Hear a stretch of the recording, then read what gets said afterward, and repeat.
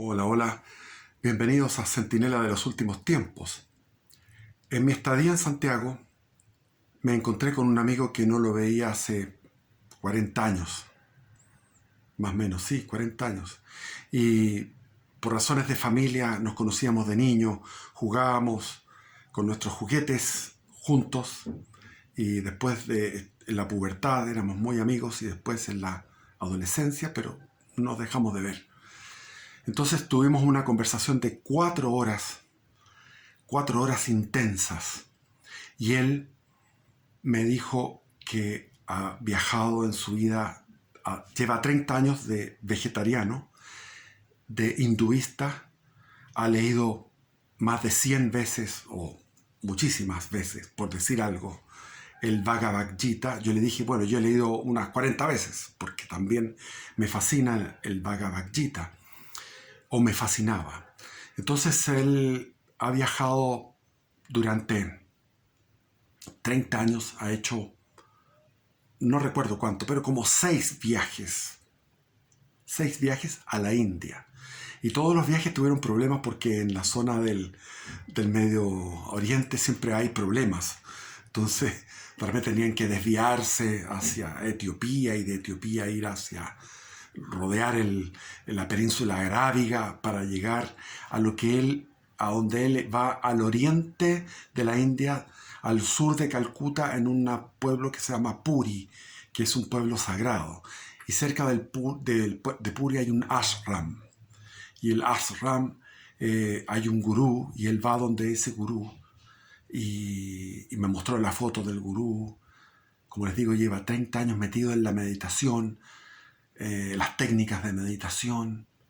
Yo también le dije, yo también fui de ellos, he sido de los tuyos, he meditado, he recibido iniciación en el Kriya Yoga a través de los monjes que están en la San Rafael Avenue en Los Ángeles, California, y ellos venían para Chile y daban iniciación a muy poca gente. Estamos hablando de cada 3, 4 años a 50 personas, y yo lograba tener los méritos porque había que estar 6 meses meditando en la mañana y en la tarde ininterrumpidamente. Si uno interrumpía un día de meditación, tenía que empezar de cero.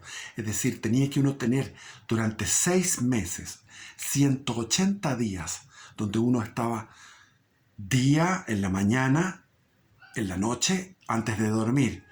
Media hora, media hora, media hora, media hora, media hora, media hora. Así 180 días.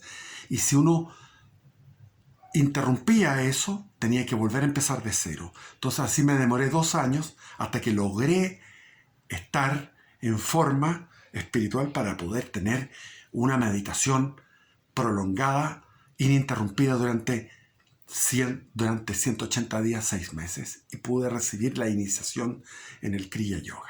Entonces conversábamos de esto animadamente y él me preguntó, pero ¿por qué tú abandonaste todo esto y te fuiste? Ahora eres católico. Como que yo había retrocedido, como que yo estaba retrocediendo. O sea, avancé en el conocimiento, en la gnosis, había avanzado hacia adelante con las técnicas de meditación, técnicas de energización del cuerpo, todas las técnicas de Yogananda, de Paramahansa Yogananda.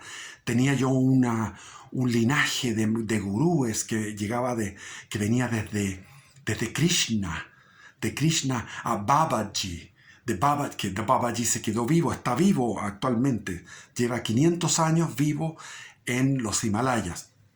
Bueno, eso es lo que se dice, que está en una cueva en los Himalayas y lleva 500 años vivo. Después viene la Lahiri Mahashaya, que era trabajaba como contador en los ferrocarriles británicos. En aquellos tiempos era colonia británica la India. Y la Lahiri Mahashaya era un hombre casado, con familia, con hijos, pero de repente no pescó más a la mujer en términos carnales, y él estaba en meditación y de repente la mujer se enojó, le dijo, ¿por qué tú estás en meditación? Y le habló una voz, o sea, él como que se había desprendido de su cuerpo y le habló desde un rincón de la sala en la casa. Le dijo, tú no puedes hablar a alguien que está, no sé, una frase profunda. Una frase profunda. Y después vino Siddhartha, que también es de Puri, de esa zona al sur está la casa ahí que él heredó, Siddhartha, que tiene un libro que yo me acuerdo, tiene varios libros, pero uno de ellos era La Ciencia Sagrada, un libro tan extraño, pero tan interesante, como que todos son como esferas del ser. Entonces había una esfera aquí, otra esfera, la esfera más arriba. Tenía como una clasificación de distintos tipos de iluminación, de conciencia y de etapas unitivas. Y Lahiri Mahashaya esperaba a su discípulo predilecto meditando en el fondo de un callejón afuera de su casa, que le había heredado. Él tuvo 2 hijas, pero una vez que estaban criadas sus hijas se dedicó a la meditación. Dormía arriba de una piel de leopardo, sin abrigo, bueno, el clima cálido.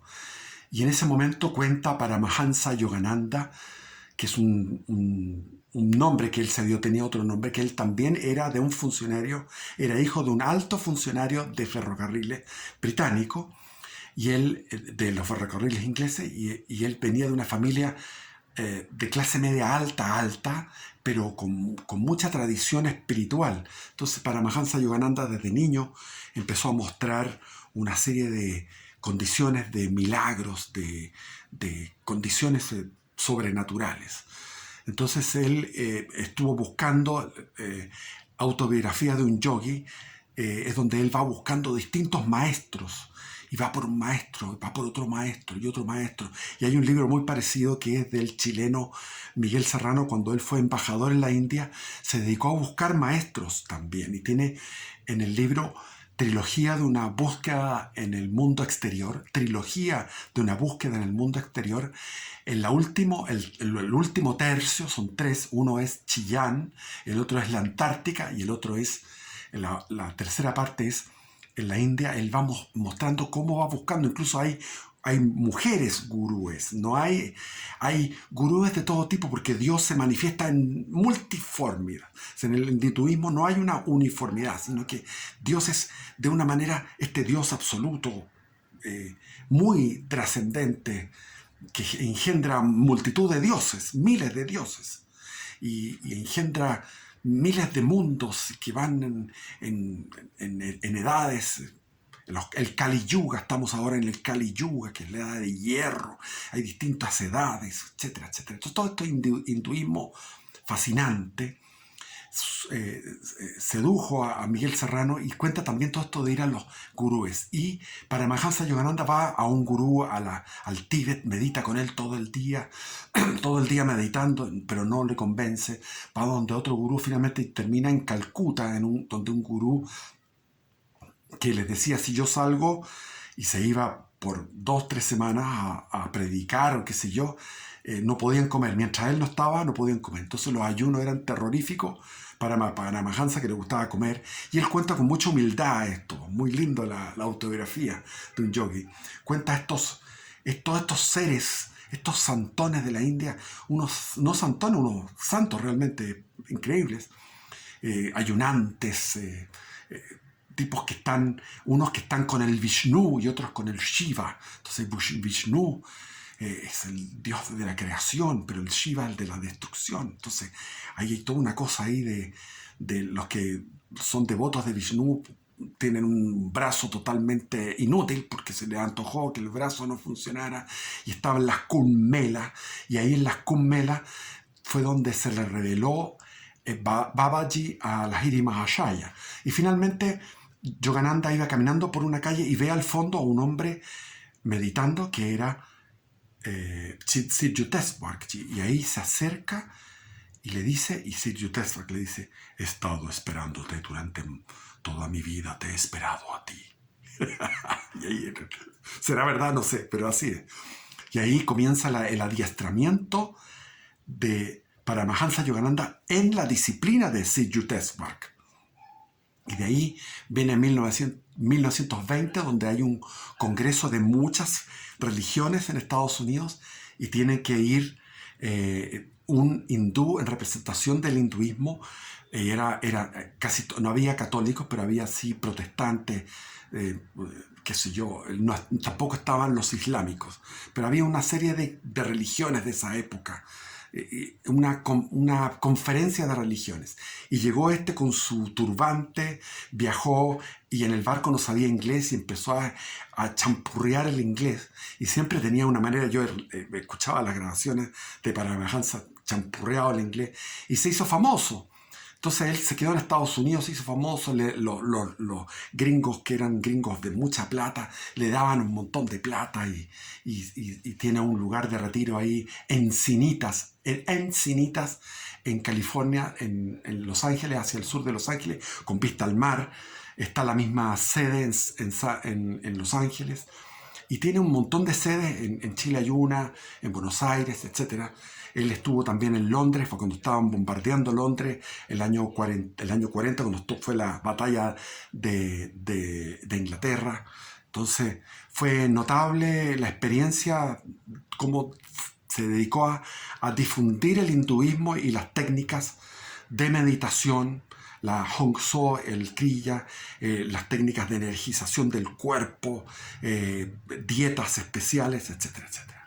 Entonces yo le dije a mi amigo, le dije, mira, yo dejé todo esto que parecía que era lo máximo, porque estudiando la historia, sobre todo la historia del siglo I, me tropiezo con una piedra que es antihistórico. O sea, ¿por qué está un personaje como Cristo? ¿Qué hacemos con Cristo?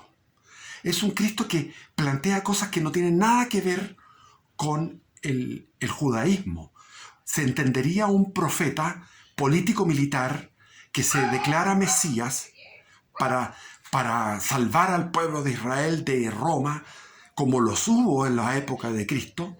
Se entendería uno que conservara el nombre de Yahvé y la unicidad, pero él proclama contra todo sentido común de la época, contra todo lo que, una revelación de que Dios es trino, es Padre, Hijo y Espíritu Santo. Entonces, todo en él, morir en la cruz para resucitar, la encarnación, todo eso es una cosa muy disparatada, muy loca. Y al mismo tiempo hay una unidad interna de las epístolas de Pablo, las epístolas de Pedro, que eran muchos más. O sea, ellos escribieron muchísimo más. Pablo pasó escribiendo, solamente se seleccionaron 14 epístolas, creo que son 14 si no me equivoco. Después está la de Santiago, que es una, que tiene que haber escrito más. Judas Tadeo escribió una, no, tiene que haber escrito más epístolas. Las epístolas de Juan son 3 breves, tiene que haber escrito más. Juan Evangelista, Pedro, etc. Las epístolas contienen una unidad doctrinal interna que son epístolas, es decir, son cartas donde se tratan problemas muy del detalle. Por lo tanto, son auténticas. Y son incluso anteriores, algunas son anteriores como algunas de Pablo, varias de Pablo son anteriores a los evangelios. Ahora, se sabe que hay un protoevangelio, hay un evangelio desde el cual, donde se registraron las enseñanzas de Jesús, más que las anécdotas, más que los hechos históricos de la vida de Jesús. Hay una recopilación de parábolas y había también una tradición oral tremenda. Había una tradición oral tremenda. Hay que entender que en aquellos tiempos la escritura era un lujo, como tener un supercomputador ahora, una cosa completamente, como tener una pieza llena de computación. Sería algo como tener el precio de 2 automóviles buenos en una pieza, una cosa así. En esa época, tener los pergaminos para poder escribirlos, la tinta, para poder distribuirlos, estas cartas eran caras. Los evangelios eran caros, por lo tanto no son muy largos, tampoco son muy cortos, son lo justo y necesario para el Evangelio de Santo Tomás, que a mí me conmovió, porque Santo Tomás está hecho para los judíos, y ya en el capítulo 5, en el Sermón de la Montaña, uno tiene un golpe. Si uno no está abierto a la gracia, está cerrado, nunca le va a pasar nada. Pero a mí me pasó a los 15 años que eso me llegó como un golpe, como un golpe de gracia. Me llegó la idea de la existencia de Dios y junto con la idea, la verdad de la existencia. Es decir, la idea de Dios es tan fuerte que supone su existencia. Entonces, le expliqué que después seguí estudiando los padres de la iglesia y que los padres de la iglesia hablan, son los continuadores de los apóstoles que fueron educados por los apóstoles, no 1 año y 2 años, sino que 10, 20 años. Cuando se moría un apóstol, venía la sucesión del apóstol. ¿Cuál es la sucesión? El obispo, por ejemplo, San Ignacio de Antioquía, que fue educado por San Juan Evangelista y también por San Pablo. Entonces él tuvo doble iniciación de dos apóstoles poderosos, y San Ignacio de Antioquía escribe después en sus cartas, cuando va al patíbulo, cuando lo van a llevar a ser comido por las fieras en un circo, en el circo máximo de Roma, él va prisionero a su martirio, él va escribiendo las cartas y en esas cartas va mencionando la palabra católico. Y todos estos padres de la iglesia, que son varios, importantísimos doctores, gente preparada, que habían sido educados por los mismos apóstoles, están hablando todos en términos católicos, con los sacramentos católicos. O sea, Cristo enseñó primero Juan Bautista, y Cristo consagra ese sacramento que es el del bautismo. Después habla de el que no come y no bebe mi sangre y mi carne, el que no come mi carne ni bebe mi sangre no tiene vida eterna. Ahí está el Evangelio de Juan, capítulo 6, versículo 6. O sea, capítulo 6, versículo 60 y algo.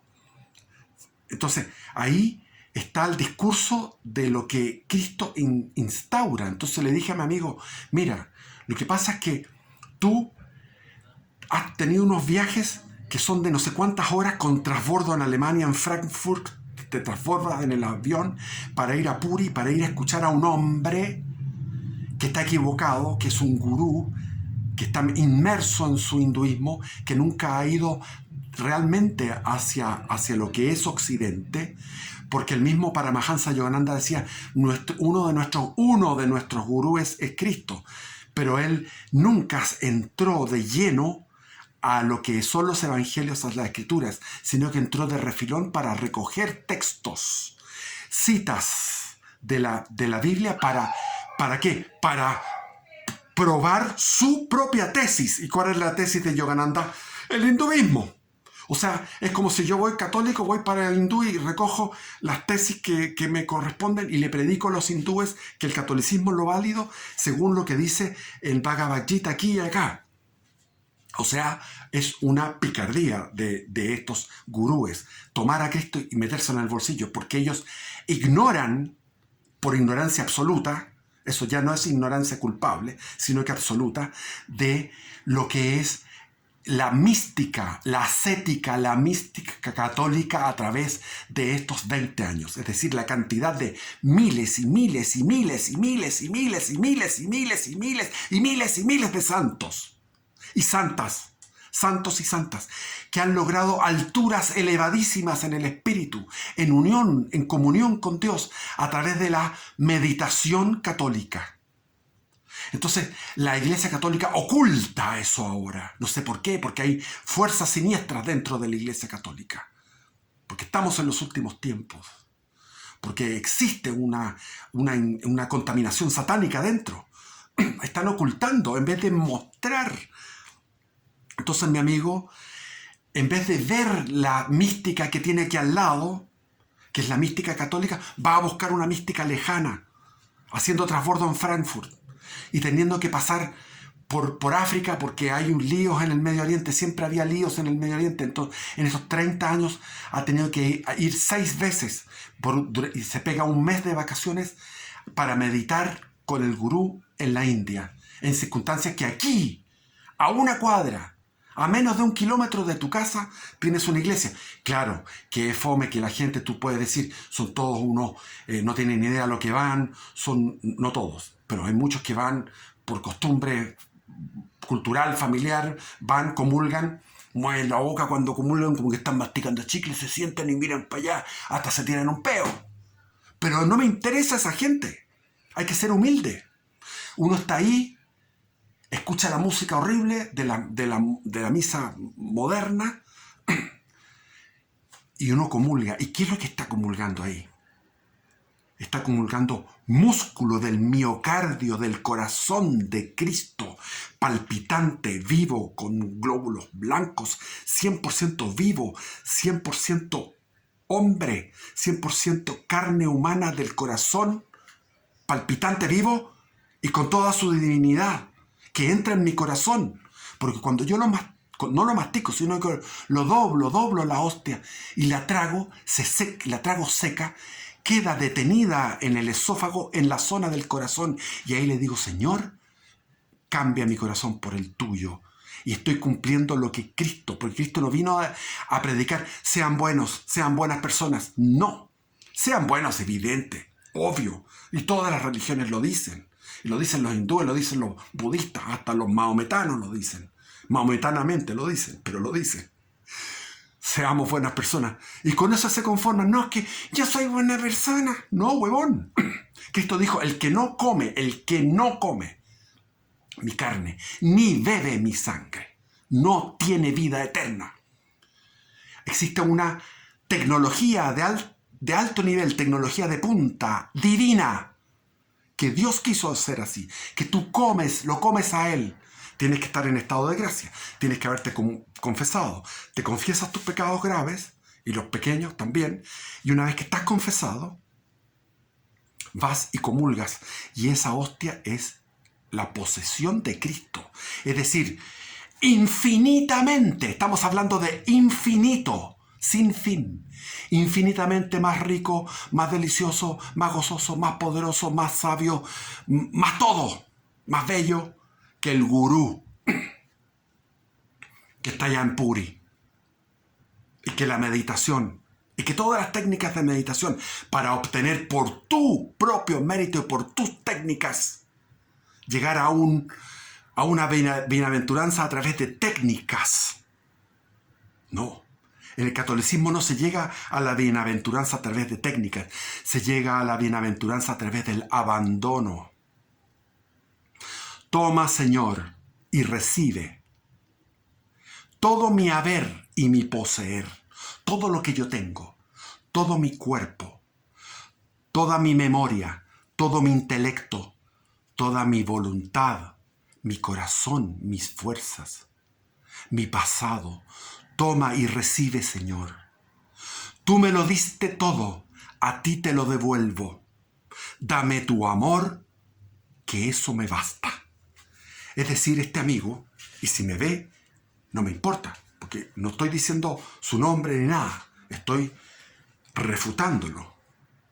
Mi amigo es como hay una metáfora de un mendigo que está sentado arriba de un baúl en la calle. Está sentado arriba de un baúl, pidiendo miseria. Y le dan 100 pesos, le dan 500 pesos, le dan ahí. Y él va y se compra su completo con su Coca-Cola. Y vuelve a mendigar para poder comer, para comprarse un champú y bañarse en el río todo mugriento, como es el río Ganges. Pero mi amigo es como que está sentado arriba de un baúl, mendigando, mirando todo y pensando que todo viene de su mérito. Cuando si él supiera que está sentado en el baúl, abre el baúl, está lleno de oro, lleno de monedas de oro. Porque si tú vas a cualquier iglesia católica, aunque sea una horrible, este domingo vino un cura del Verbo Divino, del Colegio Verbo Divino. El cura es un cura filipino, habla mal el español y habló puras cosas políticas. Que la democracia, dijo,